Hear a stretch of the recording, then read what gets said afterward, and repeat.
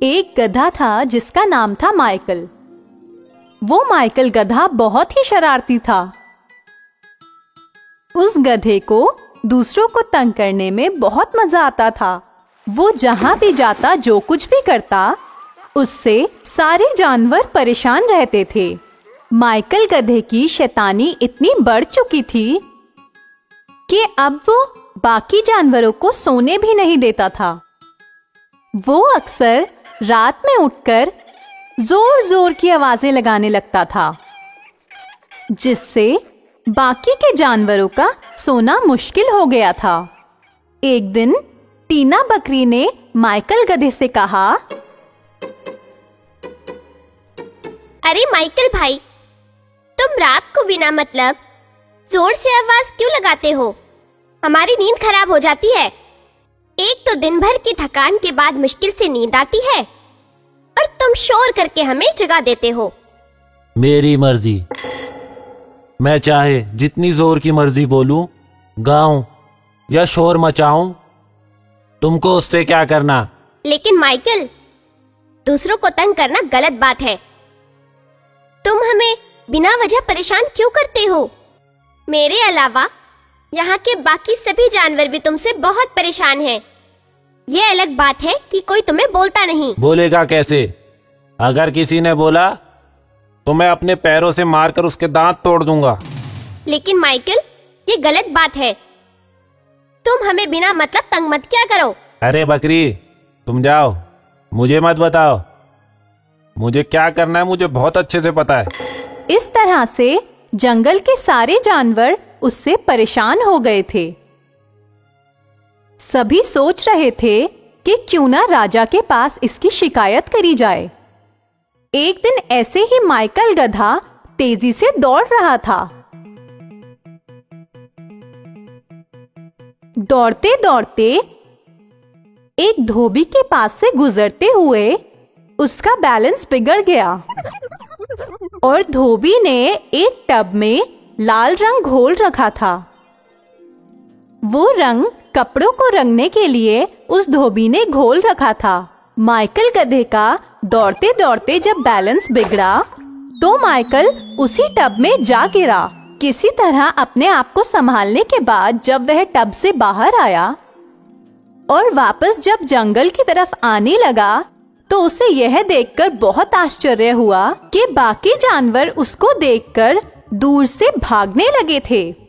Michael गधे को यह बात समझ में नहीं आ रही थी कि दूसरे जानवर उसको देखकर डर क्यों रहे हैं। माइकल गधे को हैरानी तो तब हुई जब शेर उसके सामने आया और चिल्लाते हुए वहां से भागने लगा। अरे मुझे बचाओ, मुझे बचाओ! अरे बाप रे, ये कौन सा जानवर आ गया जंगल में? भागो भागो भागो! शेर के साथ बाकी जानवर भी जंगल से भागने लगे। अब माइकल गधा जिधर भी जाता उधर ही चीख पुकार मच जाती। एक दिन माइकल गधे को प्यास लगी और वह नदी के किनारे पानी पी रहा था। पानी पीते हुए उसे पानी में अपनी परछाई दिखी तो वो हैरान रह गया। उसका रंग सफेद न होकर के लाल हो गया था। अब सारी बात माइकल गधे को समझ में आ गई।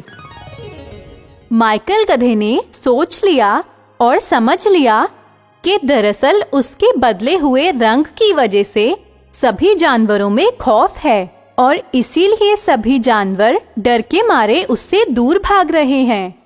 अब वहां से लौट के आके माइकल गधे ने जानवरों को आवाज लगानी शुरू की।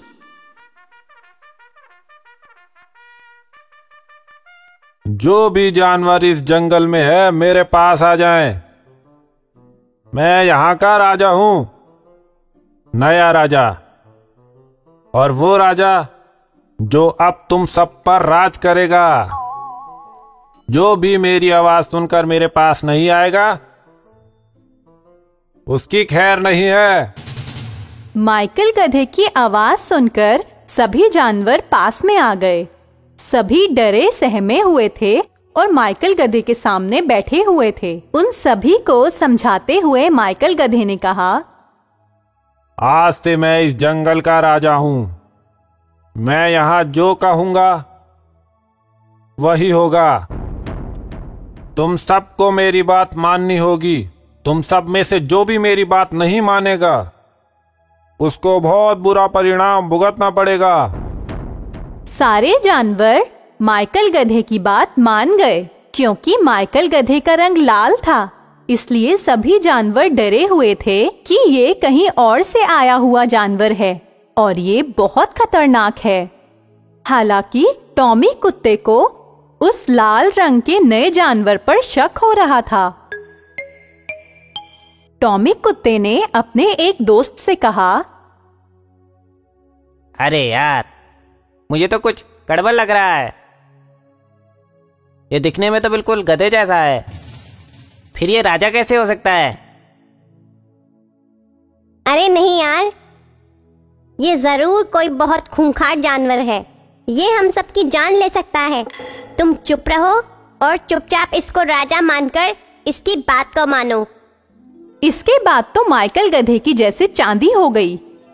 सभी जानवर उसकी देखरेख करते, उसकी हर बात को मानते।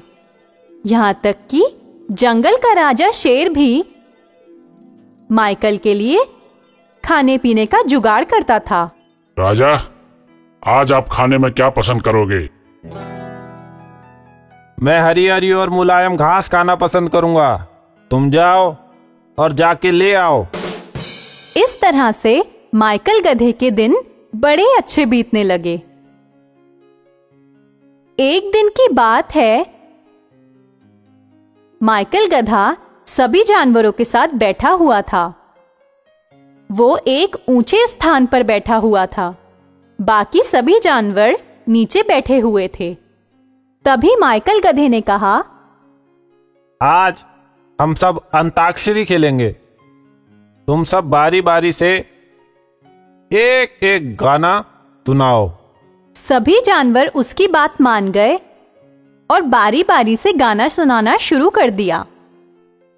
सबसे पहले टीना बकरी ने गाया, मे मे मे मे मे मे मे मे मे मे मे मे मे मे। सभी जानवरों ने जोर से ताली बजाई।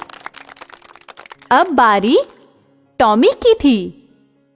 हो हो हो हो हो हो हो हो हो हो हो हो हो हो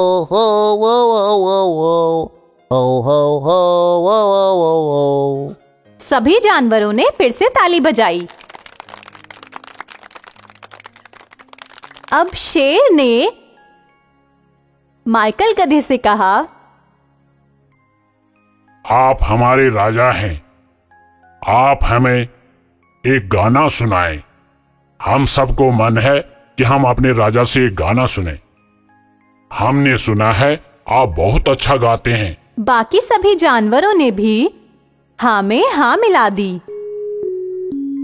क्योंकि सबने एक साथ बोला था, इसलिए माइकल गधा भूल गया कि वो जैसे ही गाएगा वो पकड़ में आ जाएगा कि वो कोई राजा नहीं, वो कोई दूर का जानवर नहीं, बल्कि वो तो गधा है, माइकल गधा।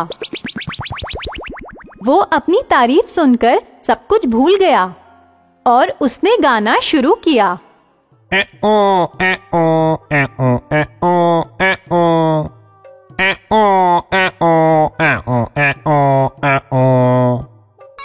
तभी सभी जानवरों ने उसे पहचान लिया और बोले, ये तो माइकल गधा है। अरे अरे अरे, ये तो माइकल गधा है। हाँ हाँ, ये तो माइकल गधा है।